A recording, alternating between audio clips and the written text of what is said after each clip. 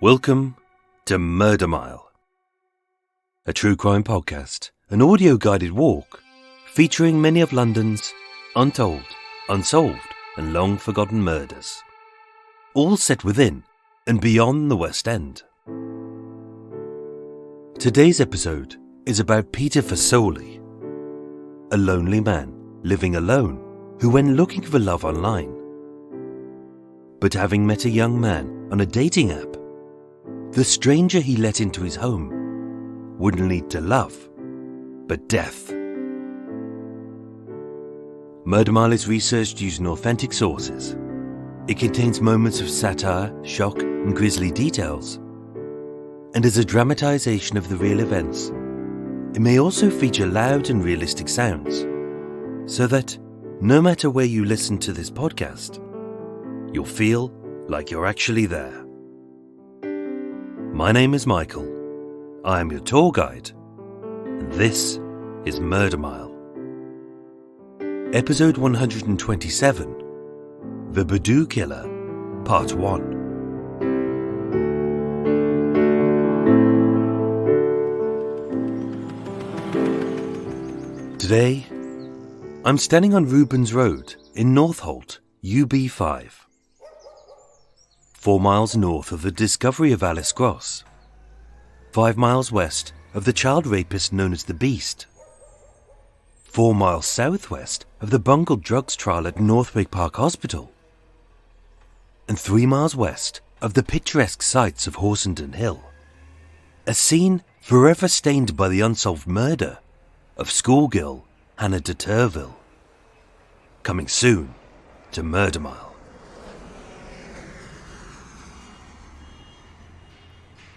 Situated off the busy White Hart roundabout, Rubens Road is an odd little L-shaped street at the back of Lime Tree Park.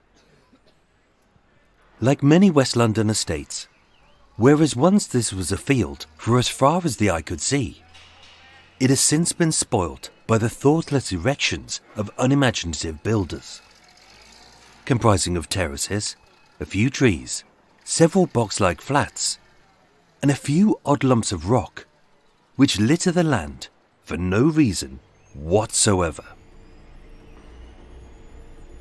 As a stranger to this street, I can't say that I felt welcome.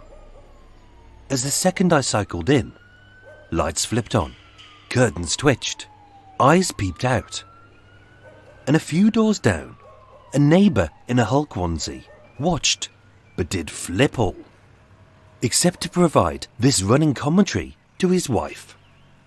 Who's he? I don't know. Why is he here? I don't know. What's he doing? I don't know. He looks like a fat bald man in an I Heart Eva Green t-shirt, dragging 6 tons of Mr. Kipling's cakes and pretending he's not filming a murder location. But that's the strange thing about any residential street. We're suspicious of any outsiders who dare to walk near our homes. But it's the things which occur behind the twitching curtains which are often more sinister.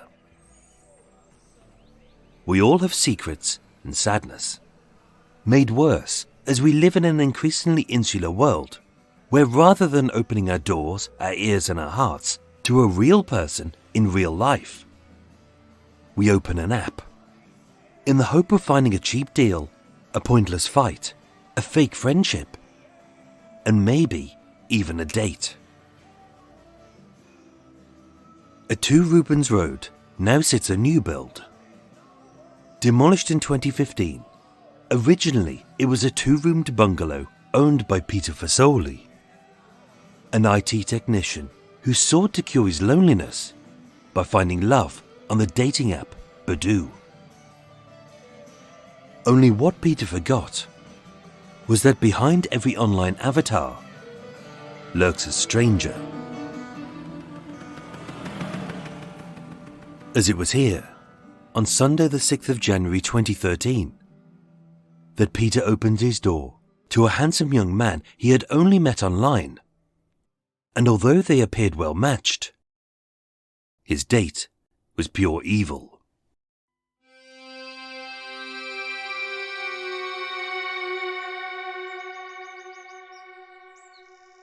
Peter Gianfrasoli was a 58-year-old IT technician of Italian origin. Being a little shy, he kept to himself. He was unmarried. His closest family lived miles away in Yorkshire and living in a small bungalow at 2 Rubens Road. Although he was a resident for several years, few of his neighbours knew him by name. His home mirrored his life, as being a tiny 2-roomed home, 1 floor high and barely 25 feet wide. It was small, neat, and some might say, adorable. Outside a window, as wide as the house itself, lay a thin strip of neatly mown lawn with a few potted plants, a bird feeder, and to the right, a little stone path leading to a white little door. As a little man who was rightfully conscious of his security, 3 cameras monitored this door. As once inside, a whole side of his home was impressively crammed full of IT tech, whether webcams, hard drives, monitors and digitizers. But not only was this his office, where long days were spent in a recliner chair, it was also his entertainment hub and his connection to a social life of sorts. It was a simple home of a single man, with shelves full of technical manuals, cabinets of toiletries, and files full of papers. In front of a bank of screens sat a 2-seat brown sofa, with a budgie in a cage to keep him company, and behind lay a double mattress with a blue duvet squeezed into a box room barely big enough for the bed. For Peter, being little, shy and chubby, socializing was difficult. As outside IT, he didn't have any hobbies. He found it hard to meet new friends. And having a heart condition, although an oxygen cylinder by his bed would relieve bouts of breathlessness, it limited his activities and made him more insular. That said, he had no problem socializing in cyberspace. Like many millions, the anonymity of hiding behind a cheeky pen name, a cherry-picked profile, and a carefully chosen photo, which made him look a little less like a little round man, with brown glasses, a receding hairline, and a thin greying moustache. It let him hide his inadequacies, accentuate his attributes, casually chat, and log out when he got bored.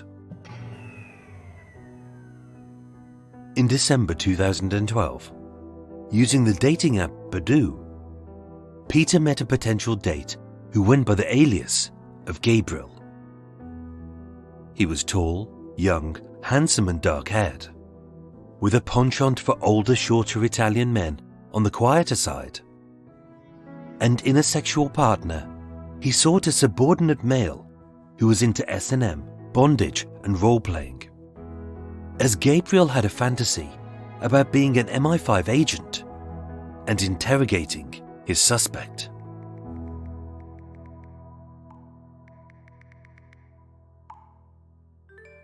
Gabriel's real name was Jason Marshall.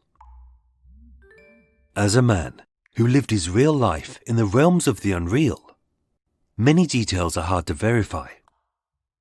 Some may be fact, some may be false, and some may be pure fantasy. But given his difficult upbringing, it's easy to understand why he chose to escape inside his own mind. Jason Peter Marshall was born on the 11th of August 1988 in Greenwich, South London, to a young couple with a cruel addiction to heroin. Aged just 10, with both parents jailed, he was sent to a children's home in Southend, bounced between foster homes. And seeing this as right, social services returned him to his mother once her sentence was served. By 2000, 12-year-old Jason said he could hear voices and see visions. sometimes by angels, other times by aliens, and always believing that he was the incarnation of the angel Gabriel. Entering his teenage years, Jason was diagnosed with borderline Asperger syndrome, a condition on the autism spectrum.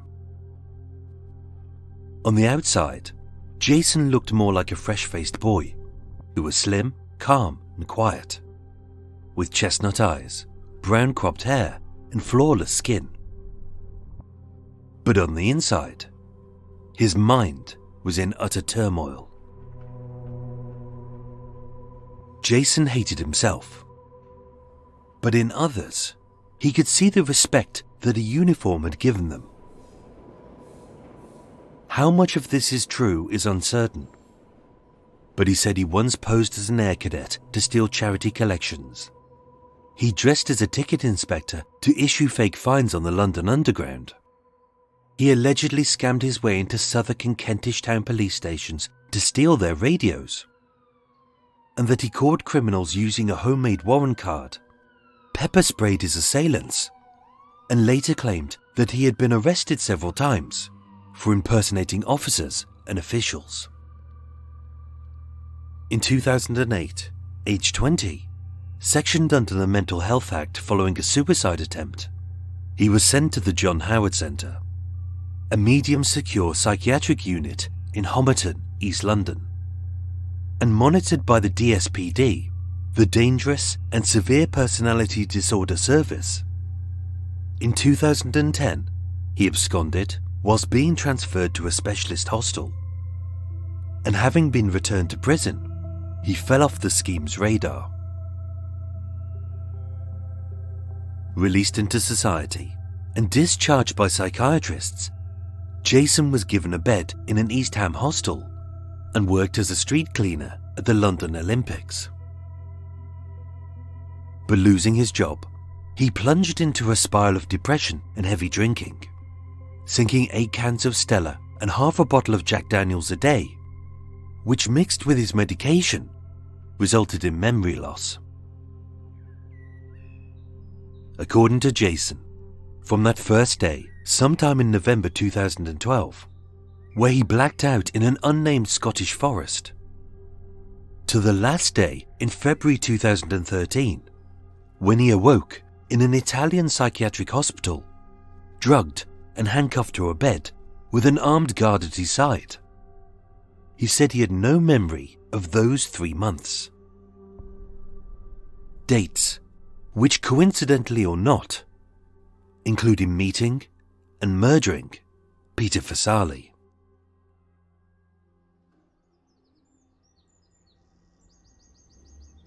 On the evening of Sunday the 6th of January 2013, Jason caught the Central Line train from Stratford to Northolt.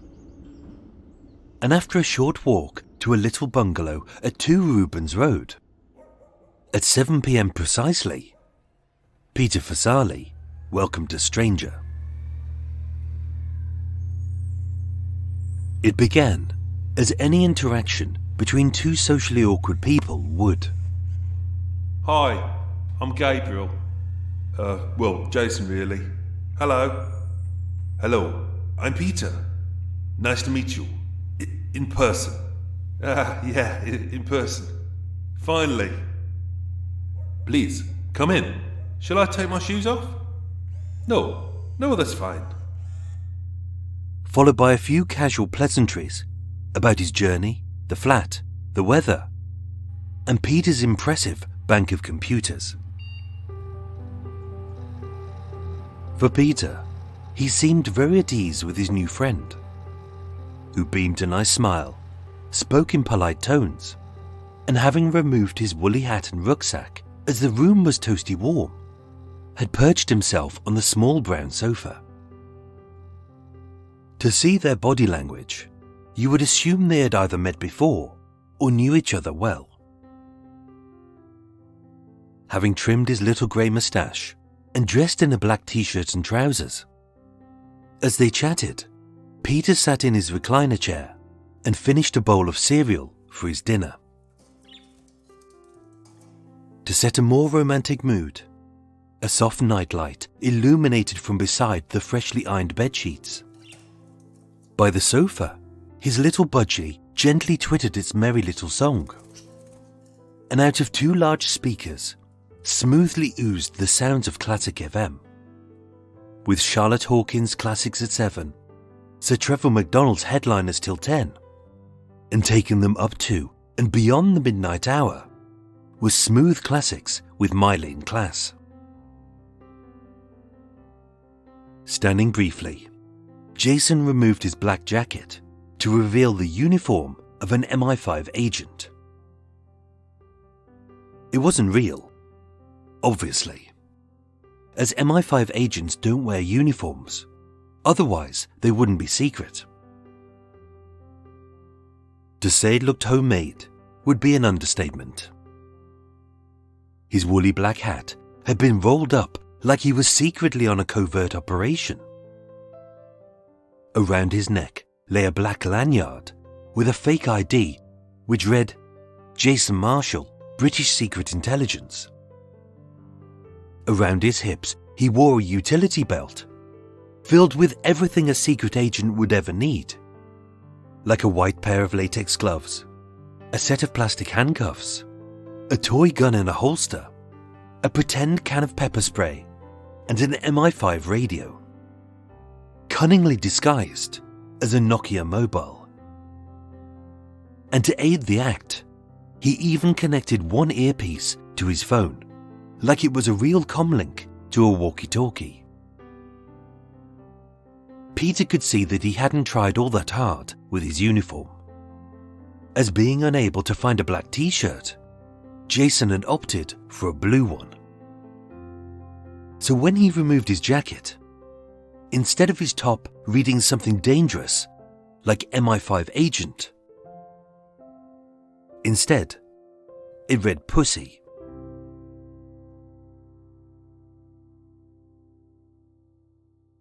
For Peter, he seemed charmed by its childishness, and with the role-playing being part of the foreplay, soon enough they would be both naked, so who cared? At a little after 7:30 p.m, with the chit-chat and polite pleasantries done, Jason Marshall, MI5 agent, informed Mr. Peter Gianfrasoli of 2 Rubens Road, Northolt, that he was under arrest for being a spy, having hacked into a government laptop and helped a terrorist. Being rightfully terrified, as this was a very serious offence for which he deserved to be punished, Peter slowly got out of his recliner chair, smiled at the secret agent, who pointed to the double bed where this very thorough interrogation was due to take place, and having finished his dinner, Peter popped his bowl into the sink of the kitchenette, as spies hate it when leftover cereal is left to congeal. They both smiled, they both nodded, they both seemed to be enjoying themselves. And if you were to see the expression on Peter's face, as I have, you would know that the act was consensual. Only Peter's definition of consensual sex was very different to Jason's. Towering almost a foot taller, Jason ordered Peter to strip, all of it. Eagerly, the little man did, pulling off his black t-shirt, black trousers and white underpants, but folding them in a neat pile for fear of leaving creases. "Get on the bed," Jason barked, in a voice too quiet to make his prisoner quake. But Peter did. Face down. Fear was part of the thrill, as lying there helpless, the unknown was exciting. From the rucksack, Peter watched as the stranger pulled out a roll of adhesive tape. "I'm going to tie you up." As the man he had only just met, but trusted implicitly, tightly bound his wrists and ankles, with his limbs hog-tied over his bare buttocks, and a strip of tape to muffle his mouth. And as his heart pounded, he grew excited and aroused. And with the lights down, the little man silenced, and the eager strings of classical music blaring out of 2 speakers, no one on Rubens Road knew what was going on behind the curtains of number 2.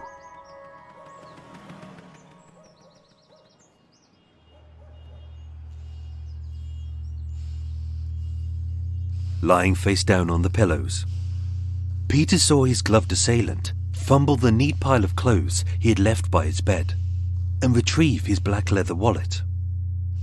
I want your PIN number, his captor demanded.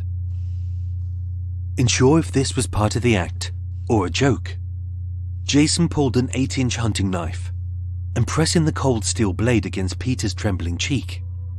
Again he demanded, PIN number. For Peter, the fun had stopped.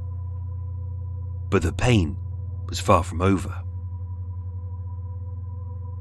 Unwilling to give in to the robber's demands, the torture of Peter Fasoli began. Delusional to the very last, Jason threatened to slice off the tip of his tongue and to taser the hog-tied hostage with 50,000 volts. Only just like his pistol, the stun gun was fake. Wrapped up in his fictional world of spies and interrogation, several times a syringe was stabbed into Peter's arm as a truth serum flooded his blood.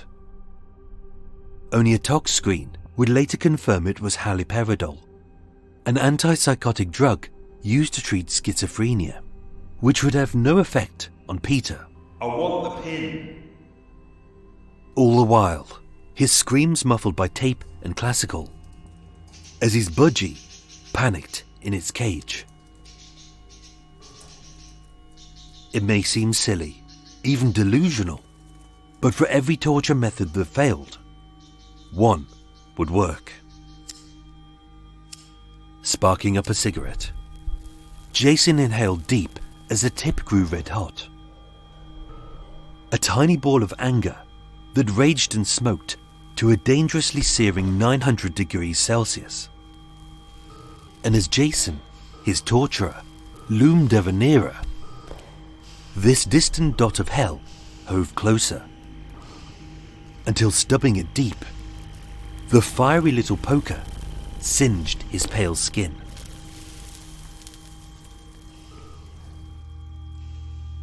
The torture began just before 8, and it didn't stop until the night past 11.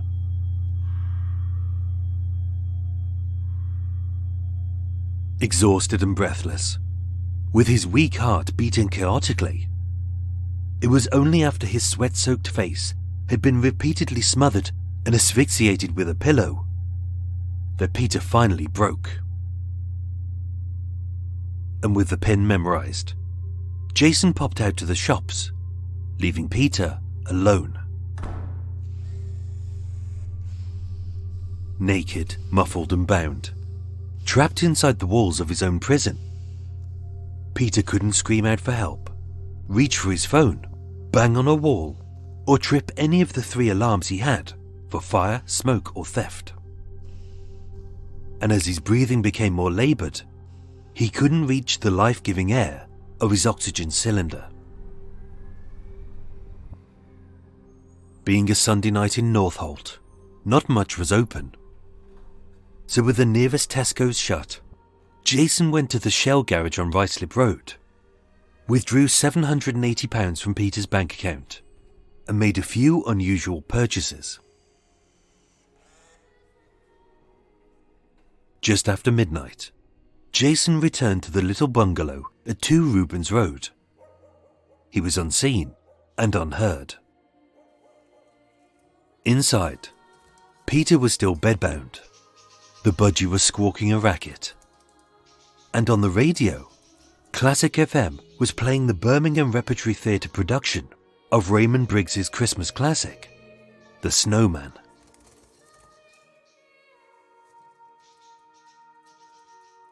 Seeing Jason's recent purchase, Peter pleaded for his life. His muffled cries of "No, no, please," piercing through the thick tape across his mouth. As out of the rucksack, Jason pulled a roll of cling film.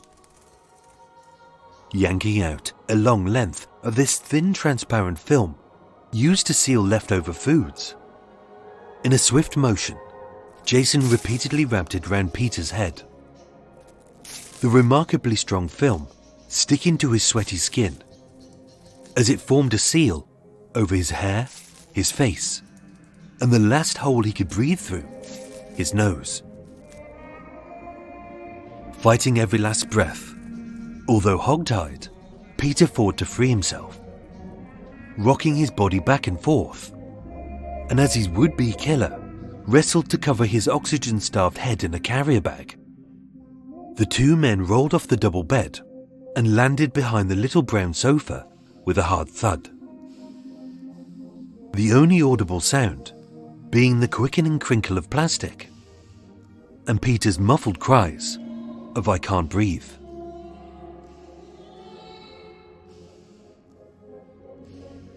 Unfazed, having no compassion for this little man who lay dying at his feet, Jason calmly stood. And as if he was the angel Gabriel himself, speaking down from high in the heavens, he administered the last rites in Latin. In the name of the Father, the Son, and the Holy Ghost. I am the resurrection and the life.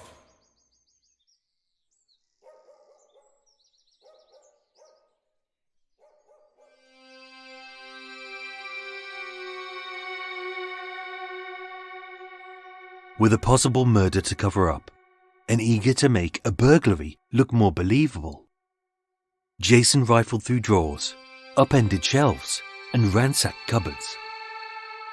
But oddly, he took nothing. Not a laptop, a webcam, or a handy gadget of this tech-savvy man. And keen to cause as much confusion to any investigation, he yanked out as many wires as he could see from the bank of computers.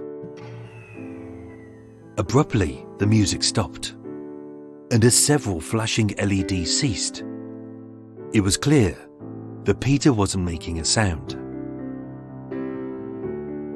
Lighting up another cigarette, Jason smoked, as calmly he gathered his belongings from the bungalow. His jacket, his hat, and his rucksack. And at intermittent intervals, the sound of splashing liquid could be heard, as Jason flung a flammable fluid over the bed, the walls, and the sofa. But mostly over Peter. With a click of a lighter, as the flames slowly licked and the small room filled with a thick acrid cloud, a smoke alarm activated. Its piercing cries wailed through the walls and deep down the street. And knowing that, within a few seconds, several sets of bleary eyes would soon peep out from behind the twitching curtains of Rubens Road. At 12:41 a.m. precisely, Jason left the bungalow, never to return. Peter Fasoli's death was tragic. A cold-blooded attack on a vulnerable man for a few £100. But as clever as Jason Marshall thought he was, he would be caught by the simplest of mistakes. He believed he had murdered his only witness. But there was one other who saw and heard everything.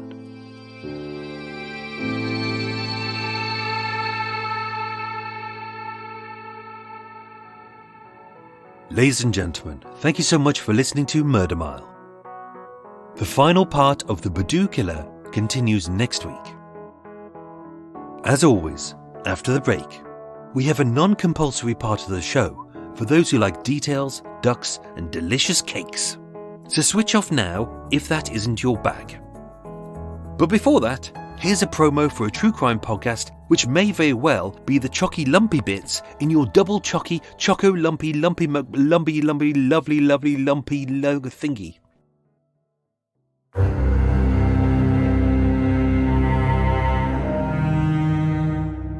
Hello and welcome to Stolen From Me by Lindsay, a true crime weekly podcast and YouTube channel. I've covered such cases as Molly McLaren, Susan Capper, and Gemma Hayter. Each week, we take a look at each individual case and try to bring as much awareness to it as possible. You can find me on all your favourite podcast platforms and YouTube at Stolen From Me by Lindsay. Thank you and see you all soon. Goodbye.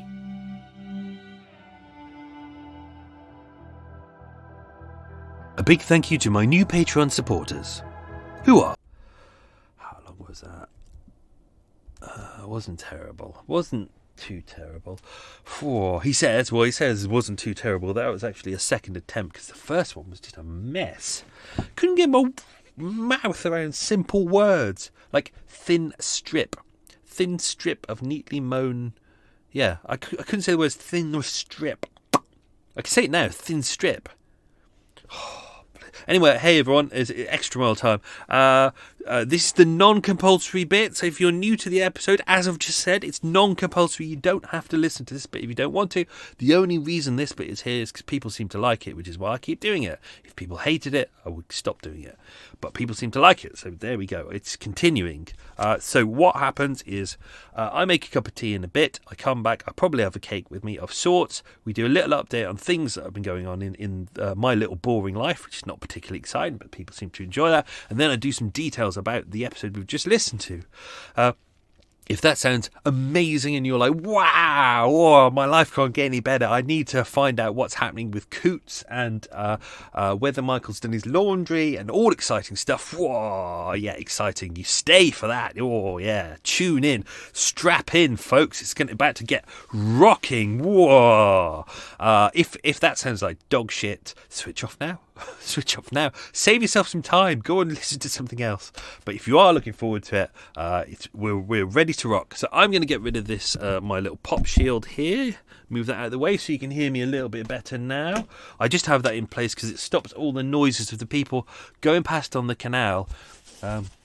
Group of ladies going past a couple of seconds ago. One of them. I don't know whether it's the same lady who did it before, but she was talking about her husband's piles. He's having a real problem with his piles at the moment, and she's trying to work out what's the best diet for him to be on. He doesn't like prunes and things like that, but he enjoys donuts, which seems to be the problem. We all know that anyway. So yeah, that seemed to be a nice conversation. So I had to wait a couple of minutes for them to piss off, and I don't know whether she knows, but I've recorded part of it. I don't think we can all need to hear that. Anyway, let me put on my cup of tea. What am I having? Tea or coffee? Let's open some windows as well. Whoa, there we go. That's better. I think I've pre-done the. Yeah, I think I've pre-measured. Have I actually put extra water in there? Did I bother? Hang on, let me sort. Yeah, there's water in there. Tea or coffee? Tea or coffee? I got me a Dow Egberts pure medium roast. Exciting. So I've mixed it in with my Kenko and my Nescafe and another one that I put in there. So I'm still doing coffee roulette. I hope the rest of you are enjoying coffee roulette as well. It adds for a bit of excitement into your coffee. Sometimes you notice it, sometimes you don't.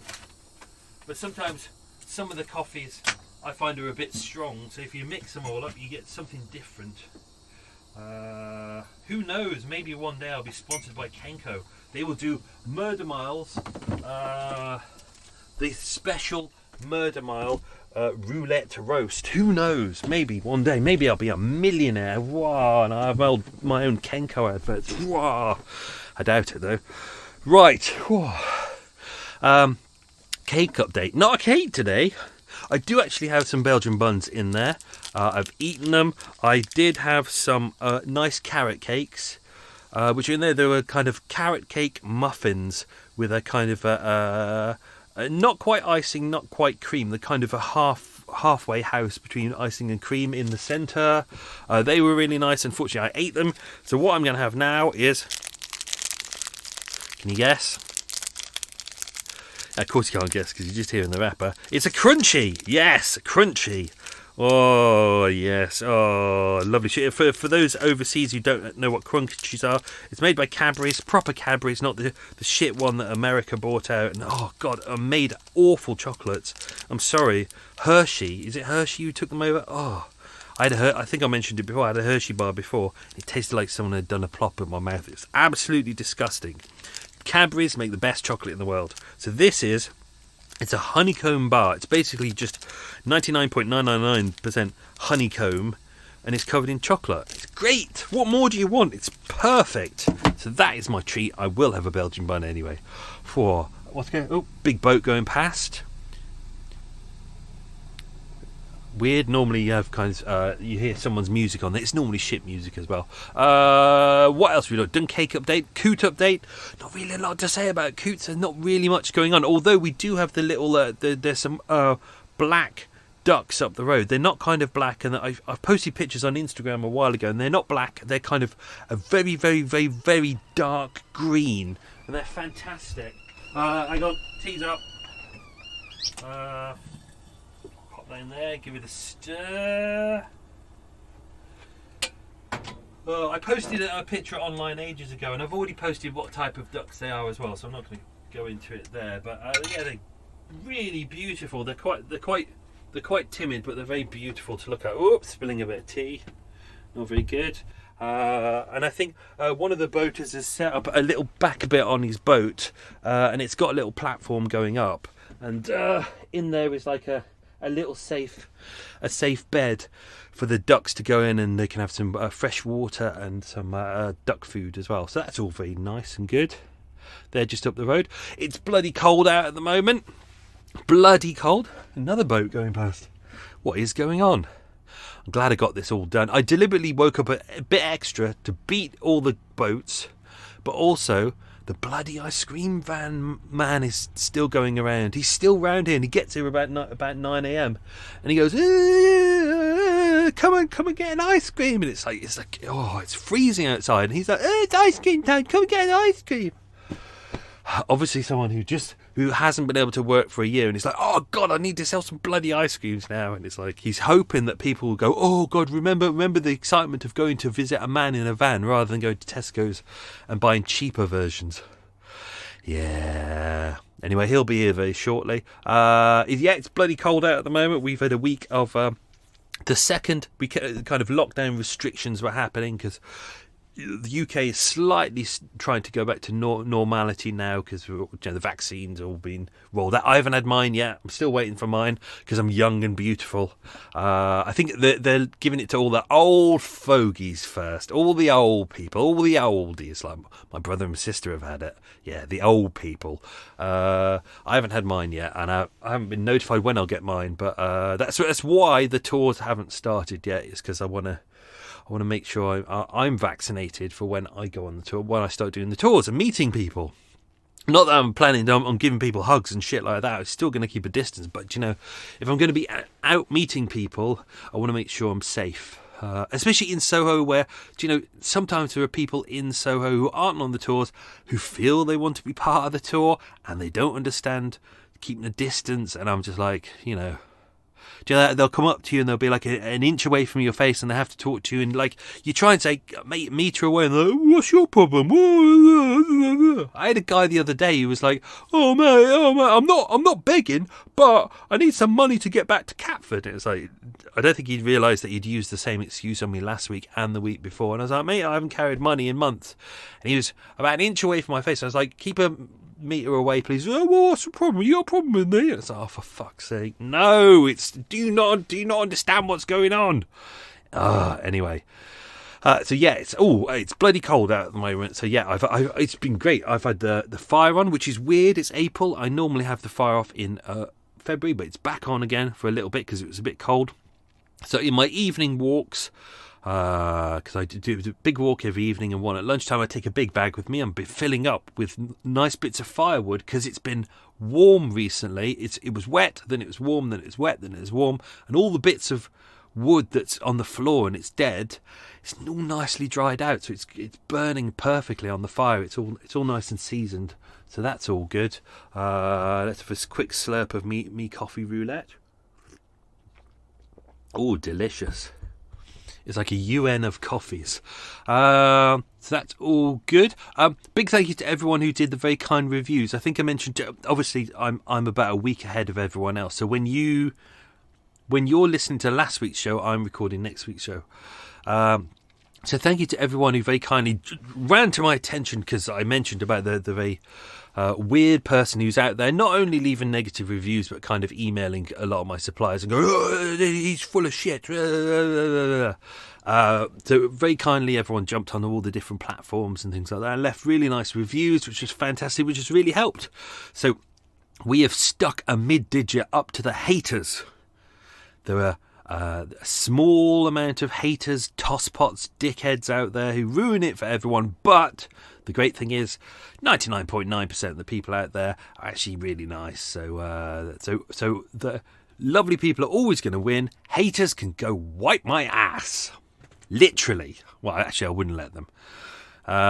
What else is that going on? I finally got to fill in my census form, which was good. I've been wanting to do that. I love filling in the census form. Because I use census forms a lot for murder mile, things like that, the genealogy stuff. So I think it's really important to get details right. But as a person of no fixed abode, it was a bloody nightmare. Absolute nightmare. National Office Statistics, their helpline was useless. Their email, the ones, people behind the emails were useless. I'd email them and go, hi, my name's Mike. I live on a boat. I'm of no fixed abode. I don't have a permanent address. Therefore, I need you to send me a code and a link so I can fill in the online form. And they go, okay, we need an address. And I was like, I don't have an address. That's the point. And they kept going back and forth and just being real dickheads about it. And then I'd almost given up hope a week after the census was due. And then I thought I'll call them again, because you couldn't get through on the phone line. And I finally found one lady who was I can't remember her name. She was absolutely great. And even though her computer was playing up, and obviously she's working at home as well, and her cat was crawling all over her laptop, she was like, oh, God, the bloody cat. She was really nice. And, she got it all sorted for me. So it was great. I got to fill in my census form that day, which was great. I'm now official on that, even though, as I mentioned before, the genealogy stuff isn't all that accurate, because when I look at my details, I seem to have 5 Spanish siblings, which I asked my dad about, and he said, don't know anything about that. Bye. Yeah. So what else is going on? I tell you what, let me do a quiz, and then we'll do so. I'm not going to do too much about this episode, because originally it was going to be a one-parter, and then as I was writing it, because what I always do is I always try and research too much, because I think it's better to have a wealth of information in front of you, and then I can cherry pick, which is why a lot of stuff gets moved into Extra Mile. But then when I got into the kind of the scene where Jason comes into Peter's house and they're getting to know you, and I could have done that in about 2 lines, but there's just so much beautiful little pieces of information that kind of shows what their relationship is like. You think Jason's going to turn up and be, oh, he's a killer, he's got a knife, oh, he wears a mask, oh, stab. But it's not. It's kind of, the interaction between them is really interesting, and they're both quite insular. So I felt that all these little details were really important. So as I was getting through it, I thought, there's a lot of information in part 2 that I really don't want to gloss over as well. So, a lot of information that just has been totally ignored by the press. So I thought, let's turn it into a 2-parter, because I thought part 1 is simple, but I want it to be really interesting and effective, and it's kind of, everything's all there. So let's do a quick quiz, and then we'll do some more info and shit. Right, but not shit, obviously. I mean, you can have a shit now if you want. It's perfectly good. It's perfectly natural. I always used to do that at work. Like every time someone would go heading off to the toilet, I go, you going to the toilet? And they go, yeah. I go, have a good poo.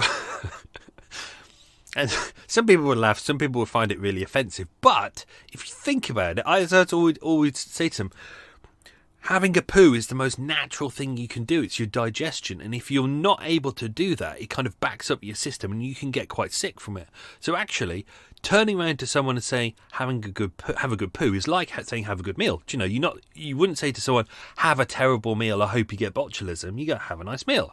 Same as the other end of the deal, you want to say to them, have a good poo. I hope that everything comes out smoothly and that you're well and refreshed afterwards. This should become a Murder Mile thing. We should all, when you see someone leaving a room, go, have a good poo. Anyway, question number 1. Here we go. Hope you were listening. Question number 1. Which 2 shops... as always, let's remember that I've yet to edit this episode, so that could mean that some of these don't end up in the episode. Because I may edit it out, because obviously this bit I'm recording now, but I'm yet to edit the episode, so... these may be taken out. I just said that. Maybe I should edit out that bit. But I could also balls it up by ruining the question shortly, but I'll try not to. Right, question number 1. Let's go. Which 2 shops did Jason visit during the attack? One was open and one was closed. Question 2. Which part of South London was Jason born? Not Jason Bourne, but Jason Bourne. Question 3. What did it say on Jason's t-shirt?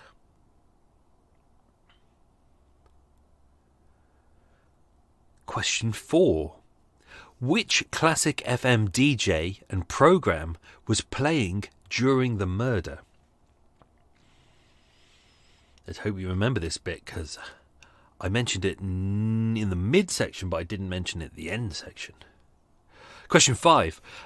Jason said he drank how much alcohol per day? This is like half of what Eva does in the morning. Nightmare woman. Question 6. Which major event was Jason supposedly a street cleaner for? Question 7. What did Peter eat for dinner? On that previous question, I hope I said Jason and not Peter. Question 7. What did Peter eat for dinner? Question 8. How much did Jason say he charged per hour for sex work? Question 9. Which psychiatric unit was Jason sent to? And question 10, which three day-gating, let's call them day-gating apps. Day-gating apps. Which 3 gay dating apps did Peter subscribe to? Right.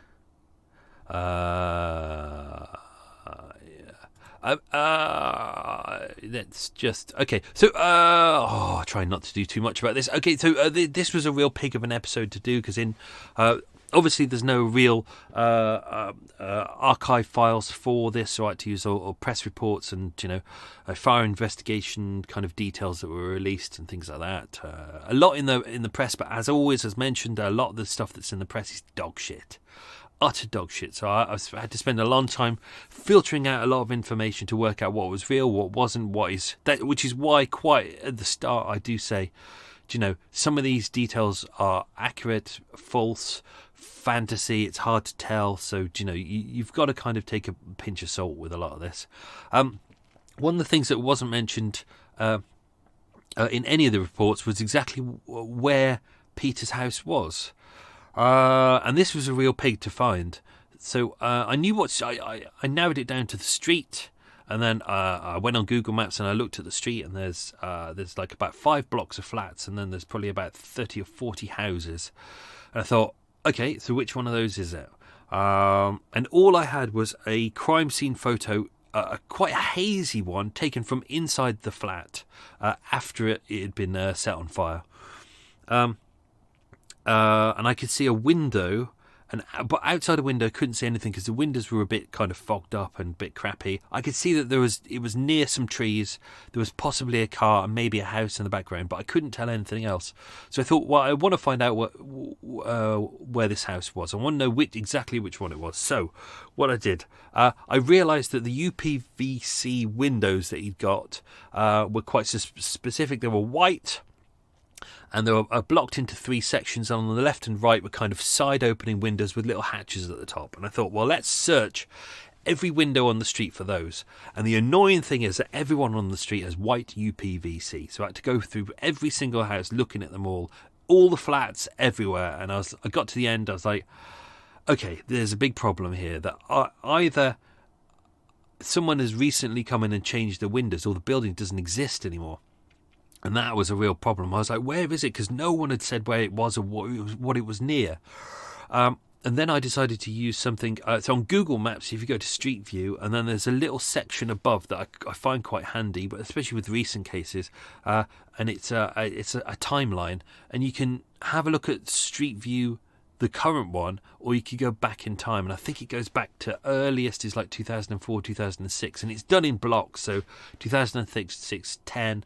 I think 14, it's a bit jumpy, but so I did that. I went around the streets and I went to every single house and I started toggling. It took bloody hours to go through. And then I realised at the end of a terrace, there was a building that was a new build, and I'd looked at it a couple of times. I thought, that's brand new. I wonder if that's where it was. And then I toggled, and then I realised there it is. You could see the original bungalow. And then you go to the timeline forwards, and then you can see that it's boarded up, and it looks like it's been partly burnt out, and it's all overgrown. And then you go forwards in time, and it just doesn't exist anymore. So that was how I managed to find that building. I did that a couple of times on the Alice Gross episode as well. But I just don't like not knowing details. I like to know exactly which house it was. Otherwise, what's the point? What's the point in saying a murder happened in Ealing? It's like, what bit of Ealing? It's all different. It's all, kind of the place I am at the moment. It's kind of, there's some council house areas, but there's also some really, really kind of posh gated areas as well. So, if you were to just say this neighbourhood, which neighbourhood is it? So I think it's important to know exactly which road, and sometimes there can be a real difference between houses on different roads as well. So what else have we got? Peter Gianfrasoli was 58 years old. No details of him ever being married previously. He doesn't seem to have had any children. No one in the area seems to have known him. He very much kept to himself. He was quite tech savvy, as mentioned. Although he got 2 relatives, he got a sister and a nephew living in Yorkshire, which we'll know more about next week. Prior to living there, he lived on Askew Road in Shepherd's Bush.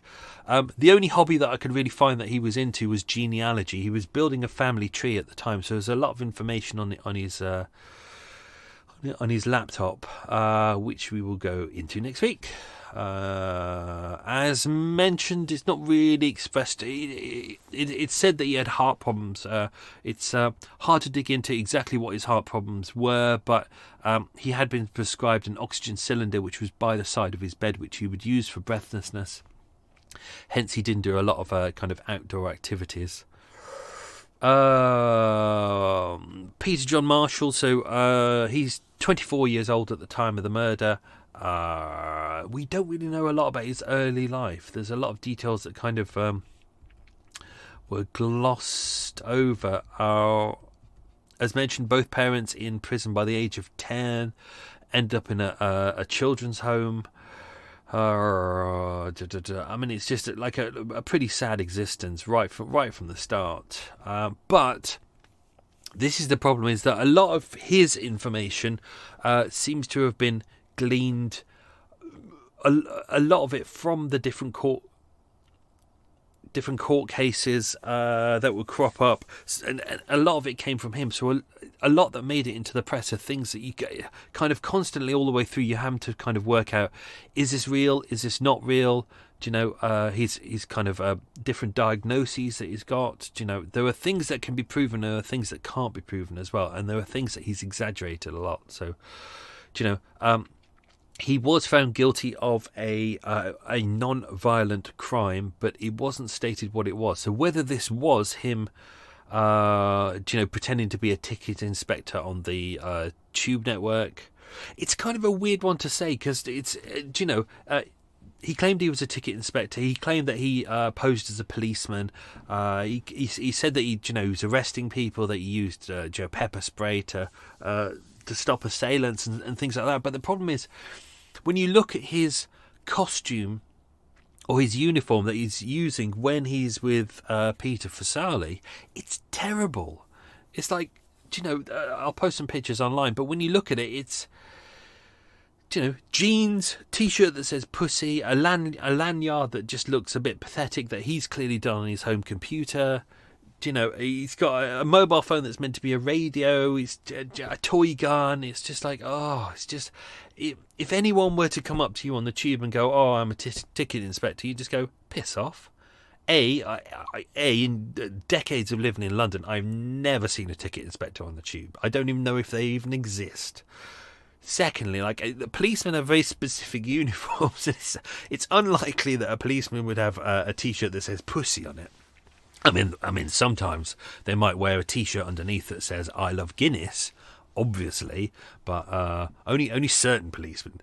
But yeah, no, it's weird. So yeah, he had a fake warrant card which he'd mocked up on his computer. So yeah, it's hard to. And he said, he managed to scam his way into Southwark and Kentish Town's police station to steal their radios. Really, he managed to get into a police. Really. Good luck to him. So there's a lot going on. Obviously, he said that he was a sex worker online. I mean, he came out as gay as a teenager, and he used dating apps to meet people. But whether he was online charging himself out, who knows? Who knows? I mean, a lot of this can't be proven. So he had a brief period of time in prison for, as mentioned, a non-violent crime. They didn't mention what it was, so I'm guessing it was either impersonating an officer or an official. Even though his impersonation would have been shit, you can still be charged for it. The police won't let you off just because it happens to look a bit shit. They, there's not a hierarchy of we won't send you to court because your uniform looked absolute crap. What else we got? I'm trying not to give away things that are in the question. See, I'm being a good boy. I think that's it. I don't want to give away too much because we've got a lot to do next week. So I'll kind of cover it all then. Yeah, let's not do that. So, I'll answer the questions. Answer the questions! Okay, so, I'll have a quick slurp of my coffee. Oh, yeah. Oh, that was a weird one. Right, question 1. Which 2 shops did Jason visit during the attack? One was open and one was closed. It was a Tesco's, that was on Church Road, and the Shell Garage on the Ruislip Road. I know both of them very well. Sometimes more up. The canal's not too far away from that, so I sometimes pop into that area. There's a Lidl not too far away that's quite good. I was moored up there during the first lockdown, so I wasn't too far away from that. So that was part of my walking route every day, and I didn't realise that there was obviously this murder was there. What else? Okay, question 2. Which part of South London was Jason born in? That was Greenwich. Or if you're from America, Greenwich. Question 3. What did it say on Jason's t-shirt? It said, pussy. Lovely. Question 4. Which classic FM DJ and programme was playing during the time of the murder? Oh, I got a burpee then. If you were to say the Snowman, you would be wrong. that was the tune that was playing around that time. It was the program was Smooth Classics with Mylene Klass. This is more research by me. It's like the little details that I love that I'm just like, I think it's important to know stuff. So when I knew that Peter had popped on Classic FM, I went back through the archives online, and I found the schedules for that day, and then I worked out who was playing what. And even though they didn't list the songs, I managed to find out through another source exactly what piece they were playing at roughly around the time that Peter would have been murdered, and it was The Snowman. So by the Birmingham Repertory Theatre. So there we go. All useful. Question 5. Jason said he drank how much alcohol per day? That was 8 cans of Stella and half a bottle of Jack Daniels. Yeah, whatever. Question 6. Which major event was Jason supposedly a street cleaner for? That was the London 2012 Olympics. Question 7. What did Peter eat for his dinner? It was a bowl of cereal. Question 8. How much did Jason say he charged per hour for sex work? £400. Yeah, whatever. Question 9. Which psychiatric unit was Jason sent to? That was the John Howard Centre in Homerton. And question 10. Which gay dating apps did Peter subscribe to? They were Grindr, Badoo and adultwork.com. So even though there's similarities with this, the Badoo killer actually happened about a year before Stephen Port, the Grindr killer. So there's a couple of similarities in there. What else we got? Okay, just to say, I've ordered some new key rings. Oh, very exciting. Only because the supplier that I used to have in Spain has either gone bust or they seem to have run out of stuff. So I've ordered some new key rings which were meant to have arrived this week, but the delivery driver seems to be having a bit of a meltdown and doesn't seem to understand how to read an address, which everyone else seems to be able to read perfectly, but he seems to be going, well, there's no one in. It's like, no, there is someone in. No, there's someone in. So that's happening, and I've also made some new mugs, which is exciting. So I've got in a new stash of the Murder Mile mugs, but I've just made some Blackout Ripper mugs. So using the Blackout Ripper logo that I've uploaded online, I've got some Blackout Ripper mugs. They're great. They've got a kind of a red inside with a red handle, and then a drawing by my good friend Mr. Mark Rushmere, a very talented artist, and it's called on the top it says, "Forget Jack the Ripper, the real Ripper," and it's got Blackout Ripper, and it's very good. And on the back, for people who are left-handed, there's the Blackout Ripper the Murder Mile logo. So you got logo on both sides. So I've only made 10. I might pop one of those into a competition or something. I'm not too sure. Another boat going past, whizzing by, and the rest, I don't know. I might sell them online. I might do them as a package deal, so buy one get another one or something like that. I don't know. I haven't quite worked it out yet. So that's all very good. I think that's it. I think we're done. I've got a crunchy to eat. I've got a coffee to drink. I've got an episode to finish editing, or to start editing. Oh, which is going to take me through till Saturday. Oh dear! But it was a nice one to write. I quite enjoyed writing this one. I started on the Monday morning and I started writing, and I did 2 pages, which is about right. I can kind of do about 2 pages a day, and I rewrote that, and that was all going well. And then halfway through the Tuesday, that's when I thought, oh shit, this needs to be a 2-parter, because there's a lot to tell, and I hate it when I have to gloss over things too quickly. So it was Tuesday, and I went, oh, this should be a 2-parter. Bollocks. And I thought to myself, oh, you know what? That means I'm going to have to rewrite what I've just written, and then this is going to take an extra day to write, and then it'll be like, oh, then everything will go tits up. And I just thought, no, this deserves to be a 2-part episode. And making it a simpler episode actually made it easier to write. So I'd finished writing it by Wednesday lunchtime, and I thought, great, gave me a chance to go into town mask on, obviously, and get all my post, which is great. So for everyone who needs anything sent into America, we have to fill in a customs declaration form, and it's a real pain in the ass when I go to the post office and I've got all the mugs and all the badges and all the things like that, and I've got to post them to all these different countries, and then they go, right, you need to fill in a declaration form, blah, blah, blah, and they're really annoying. So what I've done is I've ordered loads. So I've got about 100 declaration forms, so I can sit here, fill out my declaration form, and then when I go to post office, they sigh and they go, oh, you need to fill out a declaration form, and I go, I've already done it, look. And they go, oh, well done. Thank you very much. Yeah, so that's all good. That's very. I'm like a little post office. I've got a big pot of stamps, and I've got my declaration forms, and I've got my brown paper and my tape. Everything's all ready to go. So that's all good. Anyway, I think that's done. That's enough waffling for the day.